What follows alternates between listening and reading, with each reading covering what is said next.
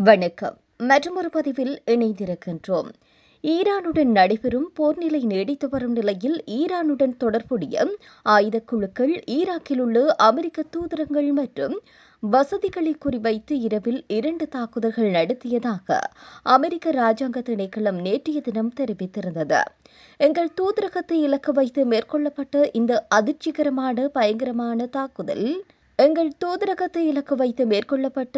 அதிர்ச்சிகரமான தாக்குதலின் பின்னணியில் அமெரிக்காவுடன் தொடர்புடைய இடங்கள் மீது நடைபெறும் தாக்குதல்களை உடனடியாக நிறுத்தவும், பயங்கரவாத குழுக்கள் ஈராக் நிலப்பரப்பை பயன்படுத்தி தாக்குதல்களை நடத்துவதை தடுக்கவும் ஈராக் அரசு தன்னுடைய பொறுப்பை நிறைவேற்ற வேண்டும் என்று தொடர்ந்து வலியுறுத்தி வருகின்றோம் என்று அந்த அறிக்கையில் கூறப்பட்டுள்ளது. ஈராக் அரசு தன்னுடைய கடமைகளை நிறைவேற்ற முடியாவிட்டால் எங்கள் பணியாளர்கள் மற்றும் வசதிகளை பாதுகாக்க நடவடிக்கை எடுக்க தயங்க மாட்டோம் என்றும் அந்த பேச்சாளர் மேலும் தெரிவித்தார். இந்த தாக்குதல்கள் நடைபெற்ற துல்லியமான இடங்கள் குறித்து எந்த விவரமும் வெளியிடப்படவில்லை. CNN முன்பு வெளியிட்ட தகவலின்படி US கன்சுலேட் ஜெனரல் ஏர்ஃபீல்ட் மற்றும் பக்டாக் டிப்ளோமேட்டிக் சப்போர்ட் சென்டர் ஆகியவை அமெரிக்கா மற்றும் இஸ்ரேல் இணைந்து ஈரானுக்கு எதிராக போரை தொடங்கியதிலிருந்து பலமுறை தாக்குதல்களுக்கு உள்ளாகியுள்ளது. மேலும் கடந்த வாரமே ஈராக் நாட்டில் அமெரிக்க தூதரக வசதிகளுக்கு எதிராக தாக்குதல்கள் குறித்து தகவல் வழங்குவோருக்கு அதிகபட்சமாக $3 மில்லியன் பரிசு வழங்கப்படும் என அமெரிக்க வெளியுறவுத்துறை அறிவித்துள்ளது. இதேவேளையில் தென்மேற்கு ஈரான் மலைப்பகுதிகளில் எங்கோ மறைந்திருந்து அமெரிக்க விமானப்படை வீரர் தொடர்பு கொண்டபோது அவர் அனுப்பிய செய்தி மிகவும் குறுகியதும் எதிர்பாராததுமானதாலும் அது ஈரானின் சதியாக இருக்கலாம் என்ற சந்தேகம் வாஷிங்டன் டிசியில் எழுந்துள்ளதாக கூறப்படுகிறது. அதாவது அந்த வார்த்தை ஒரு முஸ்லிம் சொல்வது போல் இருந்தது என்று தெரிவித்துள்ளனர். அமெரிக்க ஜனாதிபதி டொனால்ட் ட்ரம்ப் ஊடகம் ஒன்றுக்கு தெரிவித்ததாவது, F-15E ஸ்ட்ரைக் ஏங்கிள் விமானத்திலிருந்து வெளியேறிய பின்னர் அந்த ஆயுத அமைப்பு அதிகாரி தன்னுடைய ரேடியோவில் ஒரு சுருக்கமான விசித்திரமான செய்தியை அனுப்பியதாக குறிப்பிட்டுள்ளார். குறித்த விமான வீரர் "Hobby to God" என்று குறிப்பிட்டுள்ளார். அவர் ரேடியோவில் சொன்னது ஒரு முஸ்லிம் சொல்வது போலவே கேட்டது என்று குறிப்பிட்டுள்ளார். பின்னர் அந்த அதிகாரியை நன்கு அறிந்தவர்கள் அவர் மத நம்பிக்கையுடன் இருந்தவர் என்பதனால் இப்படி சொல்வது இயல்பானது என்று விளக்கினர். அமெரிக்க பாதுகாப்புத் துறையின் ஒரு அதிகாரியும் ட்ரம்ப் கூறியதை உறுதிப்படுத்தினார். ஆனால் அவர் பயன்படுத்திய சரியான வார்த்தைகள் "God is good" என இருந்ததாக தெரிவித்திருந்தார். அதே வார்த்தைகள் அமெரிக்க பாதுகாப்பு செயலாளர் தன்னுடைய எக்ஸ் தளத்தில் பகிர்ந்துள்ளார். இந்த விமான வீரரிடம் ஒரு தொடர்பு சாதனம், ஒரு டிராக்கிங் பீக்கன் மற்றும் ஒரு கை துப்பாக்கியும் இருந்தது. அமெரிக்க மற்றும் ஈரான் படைகள் அவரை கண்டுபிடிக்க போட்டியிட்ட நிலையில் அவர் மலைச்சுரங்கங்களில் மறைந்து கொண்டும் தொடர்ந்து இடம் மாறிக் கொண்டிருந்தார்.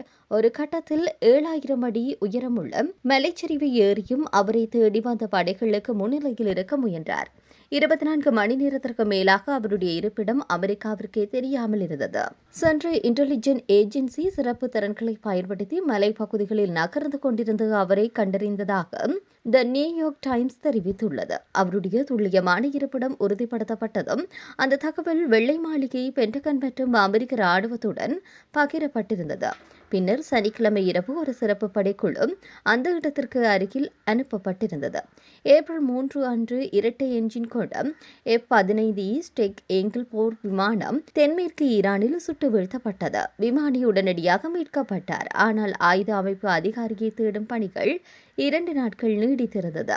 இந்த மீட்பு நடவடிக்கையை அறிவித்த ட்ரம்ப் ட்ரூத் சோஷியலில் இந்த வீரர் எதிரிகளினால் சூழப்பட்டு ஈரானின் ஆபத்தான மலைப்பகுதிகளில் எங்கள் எதிரிகளினால் தொடர்ந்து வேட்டையாடப்பட்டு கொண்டிருந்தார் என்று பதிவிட்டார். அந்த அதிகாரிக்கு காயங்கள் ஏற்பட்டிருந்தாலும் அவர் முழுமையாக குணமடைவார் என்று ட்ரம்ப் தெரிவித்திருந்தார்.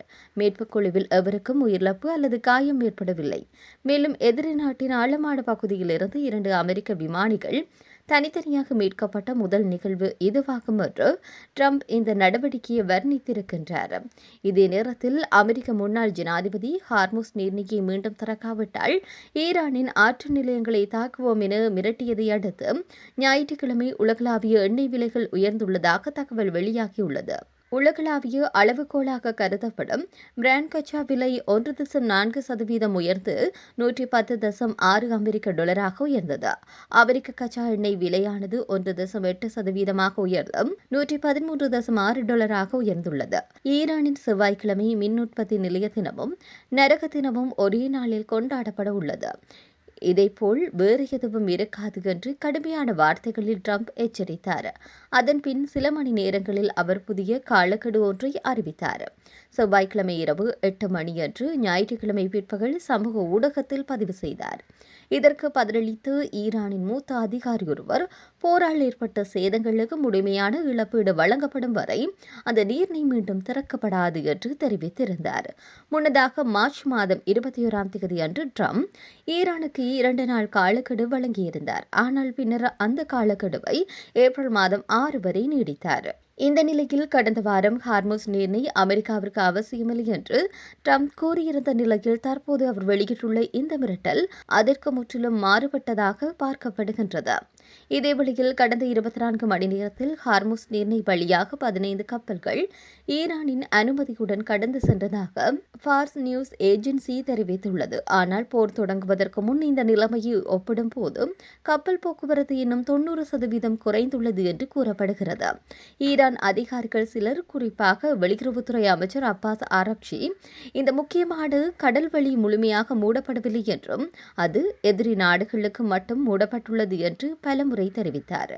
உதாரணமாக நேற்று ஈரான் விதித்த கட்டுப்பாடுகளில் இருந்து ஈராக் விலக்கு அளிக்கப்பட்டுள்ளதாக தெரிவிக்கப்படுகிறது. இதேவேளை ஈரான் அதிகாரிகள் மற்றும் சட்டமன்ற உறுப்பினர்கள் இந்த நீர்நிலையை பயன்படுத்தும் கப்பல்களுக்கு பயண கட்டணம் அல்லது சுங்கம் விதிக்கும் வாய்ப்பையும் முன்வைத்துள்ளனர். முன்னதாக ஈரான் ஜனாதிபதி அலுவலக உதவியாளர் ஒருவர், போரால் ஏற்பட்ட சேதங்களுக்கு இழப்பீடாக கடந்து செல்லும் கப்பல்களிடம் வசூலிக்கப்படும் கட்டணத்தின் ஒரு பகுதி பயன்படுத்தப்படும் போது மட்டுமே ஹார்முஸ் நீரிணை மீண்டும் திறக்கப்படும் என்று தெரிவித்துள்ளார்.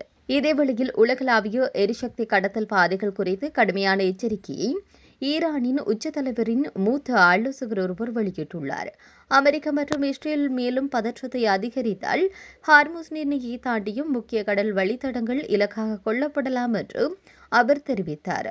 மொஜ்தபா கமேனிக்கும் ஆலோசகராக உள்ள அலி அக்பர் வெலாஜதி, இரு நாடுகளில் ஏதாவதில் ஒன்று தவறான நடவடிக்கை எடுத்தாலே உலகளாவிய எரிசக்தி போக்குவரத்து மற்றும் சர்வதேச வர்த்தகம் கடுமையாக பாதிக்கப்படும் என குறிப்பிட்டார். ஈரானின் அரசியல் கட்டுப்பாட்டில் உள்ள பிரஸ் டிவி தகவலின்படி ஒற்றுமையான எதிர்ப்பு கட்டளை பாப் அல் மெந்தெப் நீர்நிலையை ஹார்முஸ் நீர்நிலைக்கு இணையான முக்கியத்துவம் கொண்டதாக கருதுகிறது என அவர் தெரிவித்துள்ளார். இந்த தகவல் ஹார்முஸ் நீர்நிலையை முழுமையாக திறக்காவிட்டால் ஈரானுக்கு எதிரான பெரும் தாக்குதல்களை நடத்துவேன் என்று ட்ரம்ப் எச்சரித்ததை அடுத்து வெளியாகியுள்ளது. மேலும் அமெரிக்கா ஈரானின் வரலாற்றில் இருந்து சில பாடங்களை கற்றுக்கொண்டிருந்தாலும் அதிகாரத்தின் புவியியல் குறித்து இன்னும் முழுமையாக புரிந்து கொள்ளவில்லை என வெலாஜதி குறிப்பிட்டுள்ளார். ஜேமன் கடற்கரைக்கு அருகில் அமைந்துள்ள பாப் அல் மந்தெப் நீர்நிலை செங்கடல் கடலை அடன் வளைகுடாவுடன் மற்றும் அரபிக்கடலுடன் இணைக்கும் முக்கிய கடல் வழித்தடமாகும். இது சுயஸ் கால்வாயை நோக்கி செல்லும் கப்பல்களுக்கு முக்கிய இடமாக விளங்குகின்றது. ஈரானுடன் தொடர்புடைய ஜேமனின் ஹவுதி இயக்கம் தேவையானால் இந்த கடல் வழித்தடத்தை தாக்க தயாராக உள்ளதாக முன்பே எச்சரித்துள்ளது. காசாவில் இஸ்ரேல் நடத்தும் போரின் போது செங்கடல் வழியாக செல்லும் கப்பல்களை குறிவைத்து ஹவுதிகள் மேற்கொண்ட தாக்குதல்கள் சர்வதேச வர்த்தகத்தில் பெரும் பாதிப்பை ஏற்படுத்தியிருந்தமையும் சுட்டிக்காட்டத்தக்கது.